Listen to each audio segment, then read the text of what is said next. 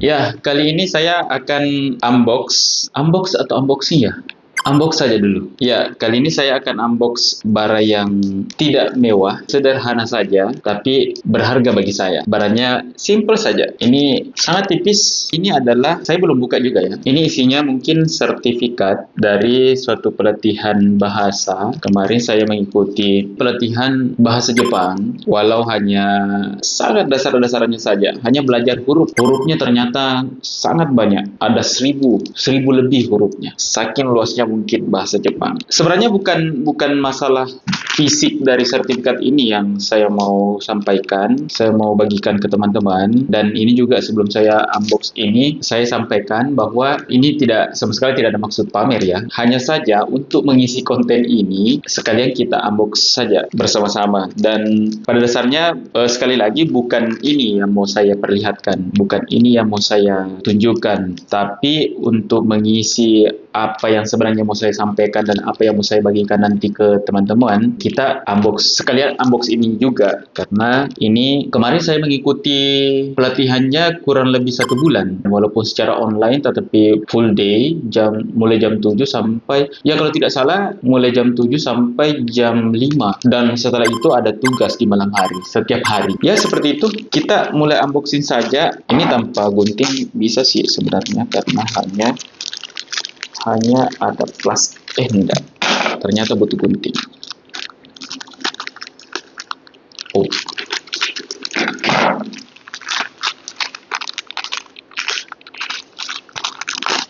ya mungkin isinya hanya 1 lembar 2 lembar saja, paling tinggi 2 lembar. Oh, sini butuh guntingnya.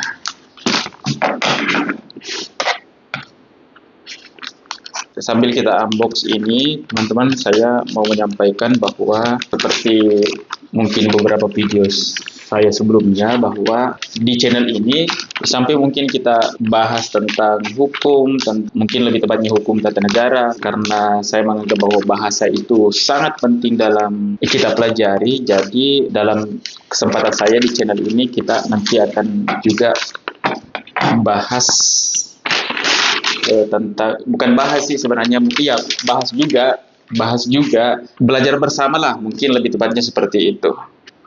Oh, wah keren ya. Sertifikat diberikan kepada saya telah mengikuti pelatihan bahasa Jepang dasar 158 jam. Saya baru tahu ternyata 158 jam online kerjasama Kementerian Desa dan Pembangunan Daerah Tertinggal dengan penyelenggaranya. Pelaksana pelatihannya dikeluarkan di Jakarta pada tanggal bla bla bla bla.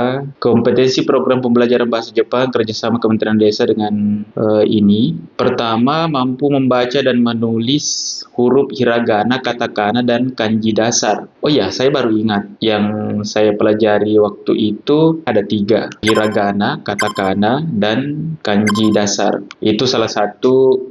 Hiragana dan katakana itu adalah huruf di bahasa Jepang. Mampu memahami kosakata yang umum digunakan dalam bidang pariwisata. Oh ya, betul. Kemarin kita sedikit hafal kosakata. Mampu mengucapkan salam pertemuan, perpisahan, terima kasih, dan permohonan maaf. Ya, saya sudah agak lupa sih. Mampu meminta pengulangan dan bertanya jawab tentang kemampuan bahasa atau nama benda. Kemarin saya masih ingat tentang mampu meminta pengulangan.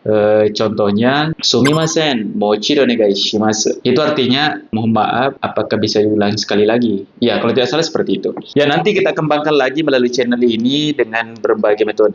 Mampu memperkenalkan diri serta dapat bertanya jawab mengenai nama dan daerah asal. Mampu memperkenalkan anggota keluarga dan bertanya jawab mengenai tempat tinggal dan usia. Mampu bertanya jawab mengenai makanan yang disukai, tidak disukai, serta kebiasaan sarapan. Mampu memahami menu, memesan makanan, serta meminta peralatan makan yang dibutuhkan di restoran.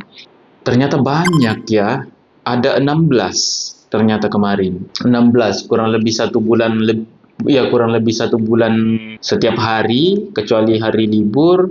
Ternyata ada 16 yang dipelajari kemarin. Saya tidak sadar sih.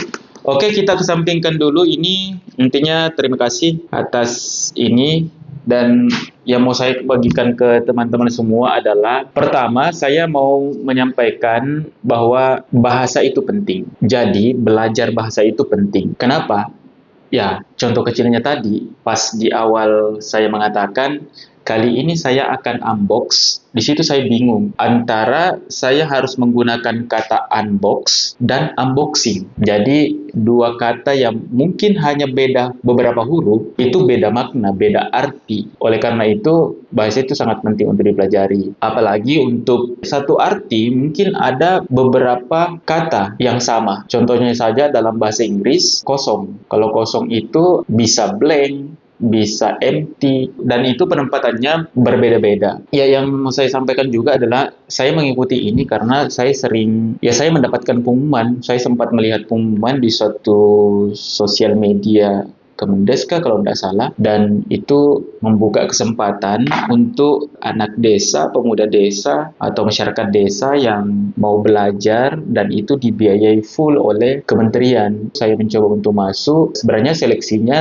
nggak terlalu ketat. Saya yakin waktu itu mendaftar, dan ya kalau tidak salah waktu itu mendaftar. Saya yakin kalau kita mengisi data dengan benar, adapun sedikit mungkin beberapa alasan kenapa kita mau belajar itu, ya saya susun kemarin, kemudian ya 90% diterima. Dan setelah itu kita ikuti saja pelatihannya. Pelatihannya kemarin dibagi dua, ada step 1 kalau tidak salah, dan ada step 2. Step satunya harus lulus dulu, kemudian baru bisa lanjut ke step 2. Dalam satu negara saja, itu bisa terdiri banyak bahasa. Ya, contohnya saja di Indonesia ada bahasa Indonesia tentunya, ada bahasa Jawa, ada bahasa di setiap daerah, pasti ada seperti itu. Dan di luar sana pasti juga demikian. Dalam satu negara intinya bisa terdiri beberapa bahasa. Bahkan mungkin ada suatu negara ratusan bahasa yang ada. Bahkan juga di Indonesia mungkin ya setiap daerah punya bahasa-bahasa tersendiri. Yang kedua adalah bahwa kenapa bahasa itu penting, karena menurut saya kalau kita mengatakan dunia ini luas, suatu negara itu luas, ya pasti bahasa juga ikut sangat luas. Malah mungkin lebih luas daripada dunia. Kenapa? Karena setiap yang ada di dalam dunia, bahkan di luar dunia, itu memiliki bahasa, memiliki kata tersendiri, memiliki nama. Contohnya saja untuk gunting ini, ya namanya gunting. Namanya gunting di suatu bahasa yang lain, mungkin ada bahasanya yang lain. Bahasa itu sangat luas. Dengan begitu juga, karena bahasa itu sangat luas, melalui bahasa menurut saya, kita bisa mengenal banyak tempat, banyak alat, dan suatu hal yang lainnya itu bisa kita kenal, bisa kita ketahui karena bahasa. Dan yang ketiga adalah, bisa dibilang satu-satunya alat untuk berkomunikasi itu ya paling pertama adalah bahasa. Bahasa yang kita pahami. Semakin sedikit bahasa yang kita tahu, semakin sedikit juga wawasan yang bisa kita ketahui, yang bisa kita paham. Satu contoh mungkin kalau kita disuruh menyampaikan sesuatu, jangankan 1 menit, satu topik, kita disuruh untuk menyampaikan satu topik itu dalam 5 menit, saya yakin kita berpikir, apa saja yang saya sampaikan tentang topik itu. Sehingga belajar bahasa itu sangat menarik. Kita punya kesempatan yang luas untuk mengenal banyak hal, dan ya pokoknya banyak. Ya, mungkin itu saja ya dalam video ini. Nanti kita kembangkan. Saya juga sementara menyusun bagaimana agar video di channel ini bisa terstruktur. Sampai sekarang sebenarnya dalam merekam video saya belum ada konsep, belum ada teks yang bisa membuat artikulasi saya lebih terstruktur. Jadi mohon maaf kalau misalkan sampai sejauh ini, bukan juga sejauh ini, sampai detik ini masih bicara secara bebas. Apa yang ada dalam pikiran saya itu yang saya sampaikan. Ya, mungkin seperti itu ya. Kayaknya mari kita pelajari bahasa kita. Bahasa Indonesia saja sejauh ini saya masih banyak yang perlu saya pelajari. Ya, terima kasih. Cukup demikian.